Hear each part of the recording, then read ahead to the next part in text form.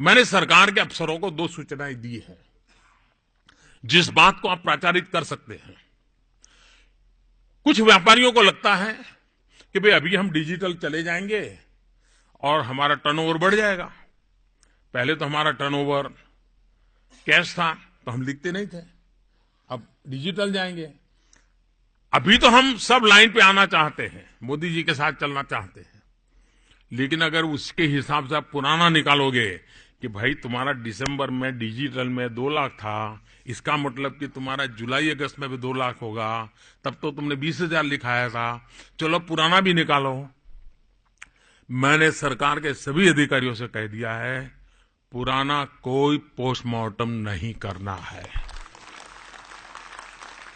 वरना आप किसी को भी मुख्य धारा में ला ही नहीं पाओगे,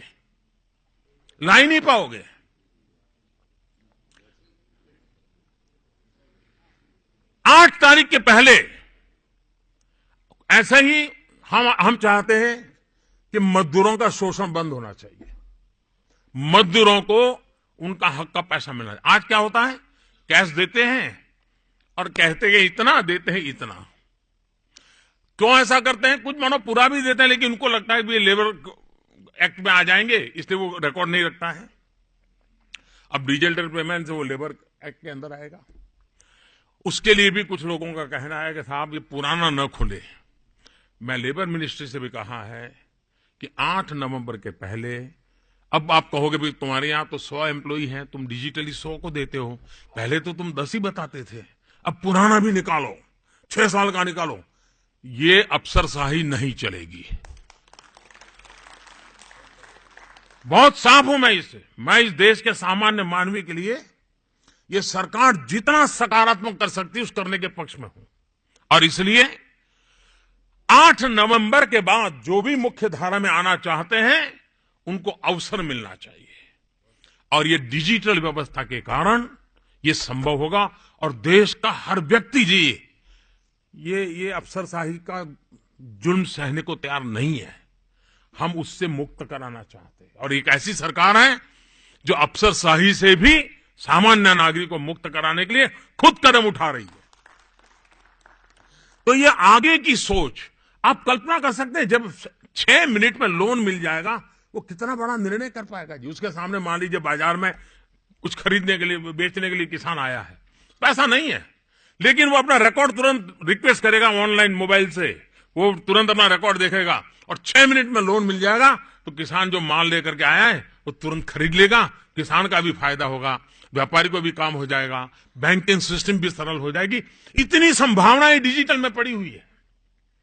और इसलिए ये डिजिटल सिर्फ नोटों, कागज की नोटें कम करने का कार्यक्रम नहीं है जी, ये पूरी तरह वे ऑफ लाइफ बदलने का कार्यक्रम है, एक वे ऑफ इकोनॉमिक सिस्टम को बदलने का कार्यक्रम है। और दुनिया में उन्हीं देशों ने प्रगति की है जिन्होंने इन बदलाव को समय रहते हुए स्वीकार किया है। हम लोगों का ये प्राइम रिस्पॉन्सिबिलिटी होनी चाहिए कि हम इस बात को आगे बढ़ाएं।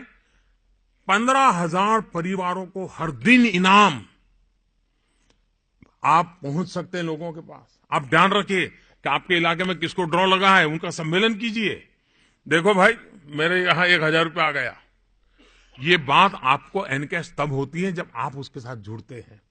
बाकी सरकार एक के बाद एक जनहित में कदम उठा रही है। और आपको पता चल गया होगा, हम टुकड़ों में नहीं सोचते हैं, एक पूरा फुल स्केल डिजाइन के साथ सोचते हैं, पत्ता धीरे धीरे खोलते हैं लेकिन पूरे स्केल में सोच करके चल रहे हैं, उसी को आगे बढ़ना है। बेनामी संपत्ति का कायदा पहले पास किया था, डिजिटल का फरवरी से अक्टूबर तक 23 महत्वपूर्ण डिसीजन लिए हुए हैं इस सरकार ने।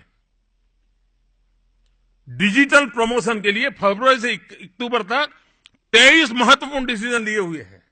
लेकिन अगर हम उसको ध्यान नहीं रखेंगे, हम उसको ऐसे ही कार्यवाही मानेंगे, तो बदलाव नहीं आ सकता है। और जो सफलता मिली है जी इस अभियान को, कोई कल्पना नहीं कर सकता है कि ऐसी सफलता मिले, जन समर्थन मिला है। और मैंने पहले दिन कहा है 50 दिन मुश्किल है, मुश्किलें बढ़ती जाएगी, लेकिन 50 दिन के बाद मुश्किलें कम होते होते होते स्थिति नॉर्मल होने में देर नहीं लगेगी। 50 दिन अभी भी मैं कह रहा हूं। वैसे आज रिपोर्ट शुरू हुआ है कि काफी नॉर्मल हुआ है, फिर भी मैं कहता हूं 50 दिन तकलीफ है ही है। 50 दिन के बाद एकदम ऊंचाई तकलीफ पहुंचेगी, फिर धीरे धीरे करके ठीक होगा। ये बात हमको लोगों को बतानी होगी। अच्छा करने का हमारा प्रयास है, होके रहेगा, मेरा विश्वास है। बहुत बहुत धन्यवाद।